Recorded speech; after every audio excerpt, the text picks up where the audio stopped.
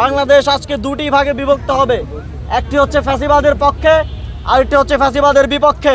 রাষ্ট্রপতি চুপ্পু এখানে আছে, তাকে আপনাদেরকে অপসারণ করতে হবে এবং তার বক্তব্যের সময় আমরা দেখতে চাই, বিটিভিতে লাইভ প্রচার হচ্ছে সংসদ অধিবেশন, আমরা দেখতে চাই যে তার বক্তব্যের সময় কারা কারা সেখানে থাকেন এবং রাষ্ট্রপতির বক্তব্য শোনেন।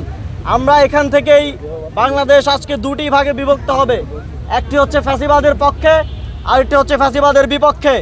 আমরা দেখতে চাই যারা ফ্যাসিবাদের বিপক্ষের শক্তি এই সংসদে আছেন তারা যেন এই রাষ্ট্রপতিকে বক্তব্য দেওয়ার সুযোগ না দেন, রাষ্ট্রপতিকে বক্তব্য দেওয়ার ক্ষেত্রে বাধা সৃষ্টি করেন এবং তার অভিশংসনের জন্য দাবি তোলেন।